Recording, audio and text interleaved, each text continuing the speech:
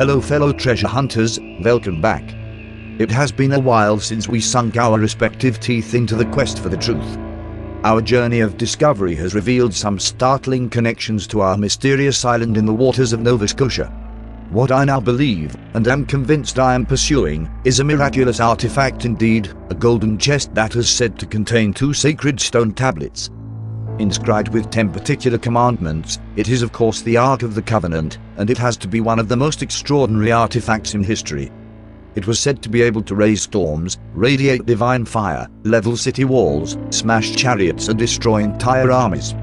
Moreover, according to legend, it could summon angels and even manifest the voice and presence of God. During my research, I have found, apart from the laws of physics, nothing to say this artifact doesn't exist. It was kept in Solomon's temple in Jerusalem until it disappeared from history in 597 BC. Biblical scholars, archaeologists and adventurers alike have spent years searching for the last resting place of the Ark. This final resting place, I have discovered, was created by the Knights Templar. If you have been watching my videos, you will know of the overwhelming Templar links to the island and the treasure hunt thereof, in which we adorn with our fascination. The most intriguing question I found myself asking was how could such an object possibly exist? I however was never on the hunt for mythical relics. I never fancied myself an Indiana. I would more than likely become one of the many skeletons littering the cave systems of Earth. But rather I hunt something that is the most real of all, the truth.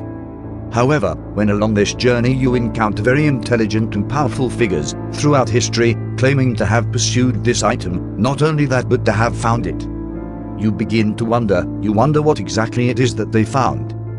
This question for me came secondary to where they hid it, as this question I never asked. I came across this legend while pursuing an entirely different treasure, which turned out to be the very same. I have been diverted away from my pursuit on the Green Isles of England, in favor of unraveling events upon the island of Oak. Alas, I again cast anchor into the murky and treacherous salty waters that once enveloped me.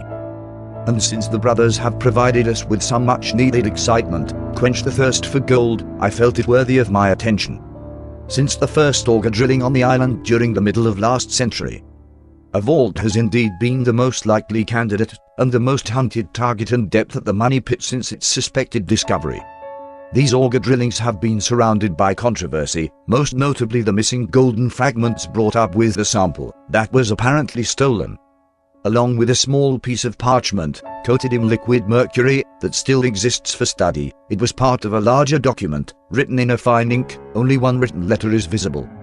When this drilling was done, it was reported that they broke through the roof of what they believe was a vault.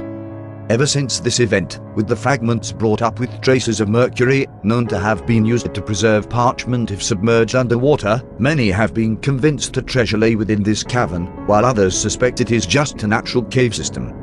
Nevertheless, this vault has been a huge target to confirm. Fast forward to present day, and we now have successful dives to this depth. With modern technologies we have done what many felt impossible. Not only that, but dive reports have confirmed a vault with smooth sides. This strongly discredits a natural formation. Add to this maybe the most compounding piece of evidence this century so far, multiple positive metal detections for gold at this depth. Since these are the only dives done so far on the vault, I do not have any further information on the vault to share with you. We know from excruciating research, digs and experiments on the island, a tremendous amount of effort went into the trap. Firstly, the flood channels, made from stone slabs, which do indeed extend into the sea covered in coconut fiber, the oak layers at every 10 feet, and the sheer amount of digging that was done by hand. Why would you create such an elaborate structure, just to bury the treasure below the flood tunnels? Another hypothesis occurs, that there is indeed a treasure of gold laying in the money pit, corroborating the stone tablet's message. Yet this, if true, I believe is but a small offering compared to what the island really hides. In conversation, the brothers believe they have cracked it. They believe they may have hit pay dirt in the form of national treasure. I'm yet to be convinced, but admittedly they are certainly making huge progress in revealing the money pit's secrets, a pit that has taken numerous lives and countless fortunes. I will be continuing to cover discoveries on the island and linking them to the historically known research. My research into Jodie and Graham Russell's amazing discoveries in the UK pertaining to the Templar treasures will also be released shortly. As always, thanks for watching. Stay tuned for more.